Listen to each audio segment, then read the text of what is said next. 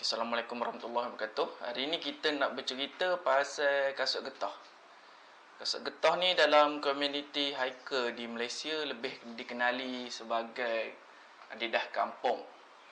So, kelebihan kasut getah ni ialah satunya daripada harga dia.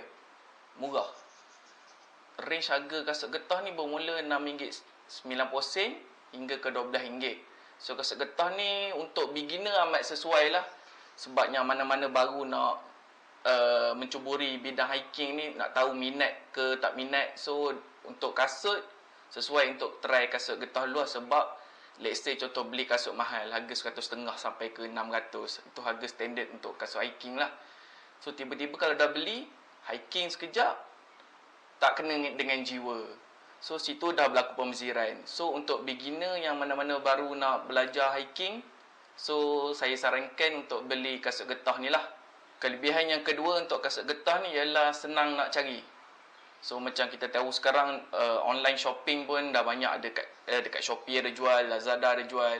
Dekat kedai-kedai jual barang hiking biasa pun memang akan ada jual biasanya kasut getah ni.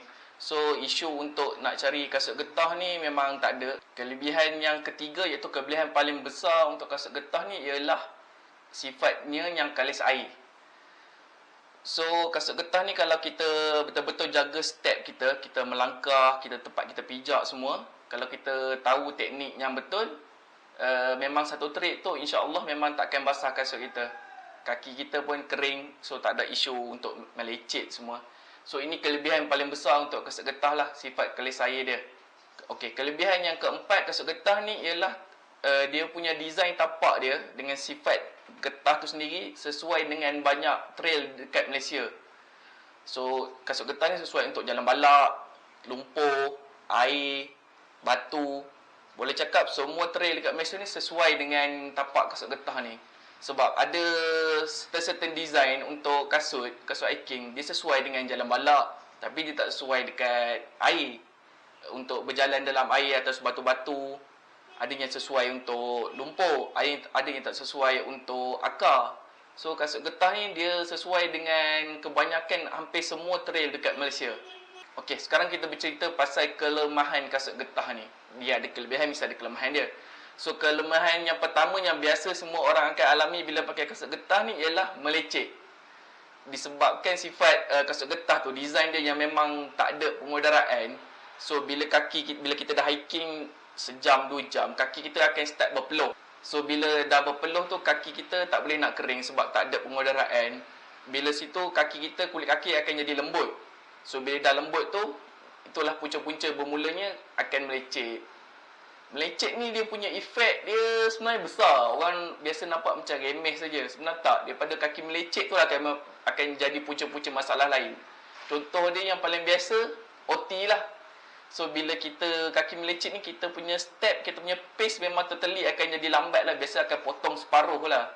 So, lepas tu akan jadi OT. Pada OT akan PY. Lepas tu emo. Silap boleh cancel trip sebab emo. So, kelemahan yang kedua untuk kasut getah ni ialah susah nak kering kalau basah. So, contoh macam kita river crossing. Once kasut getah ni dah basah, dalam dia dah basah, memang susah nak kering. Sebab kasut getah ni dia tak ada drainage system. So, cara nak keringkan kasut getah ni bila kaki kita dah basah masuk dalam air ialah cabut dan terbalikkan, terlangkupkan. Itu saja untuk kasut getah ni. Okay, kelemahan yang ketiga untuk kasut getah ni ialah tak boleh repair. Contoh dia kalau terkoyak, kasut getah ni memang tak boleh repair lah. Kalau kasut biasa, kita boleh repair lain. Kita boleh adjust kita lah, emergency punya adjustment. Contoh kita ikat tali ke, kita jahit ke, kalau ada bawa jarum. So, kasut getah ni tak boleh. Once dia dah terkoyak, memang dia akan merebak koyak dia.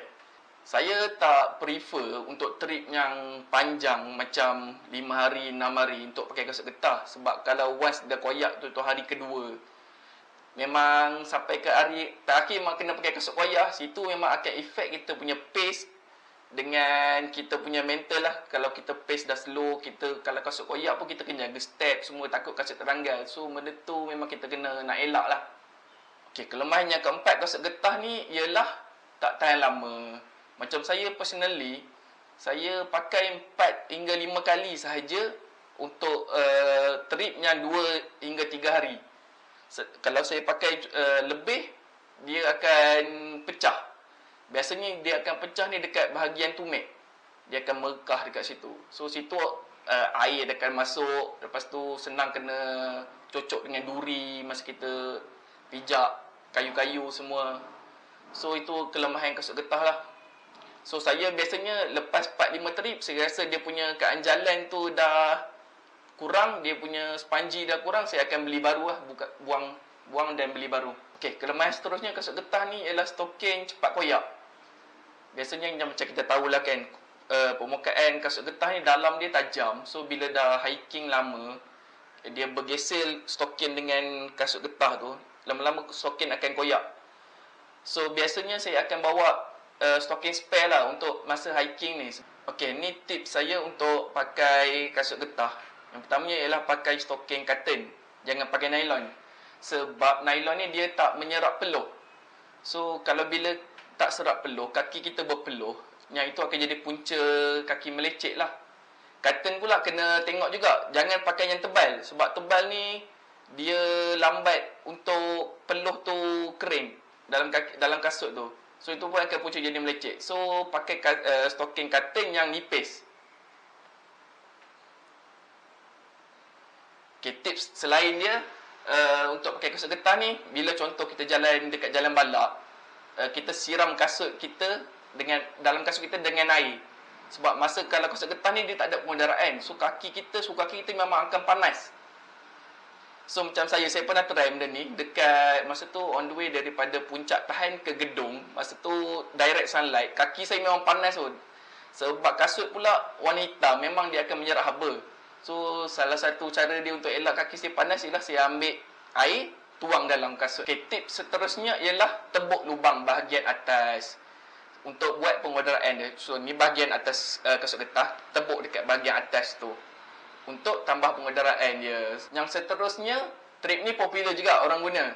Diorang bahagian belakang tumit kasut tu, diorang potong dekat bahagian tumit tu. So kasut tu, tumit kita tak melecet lah. Dan masa tu kasut tu akan jadi lebih kepada macam sandal, sauk macam tu. Tapi side effect dia ialah pace kita tak boleh nak laju lah. Sebab kalau kita laju, dia senang tertanggal. Okey, itu saja untuk video kali ni. Berjumpa di video seterusnya.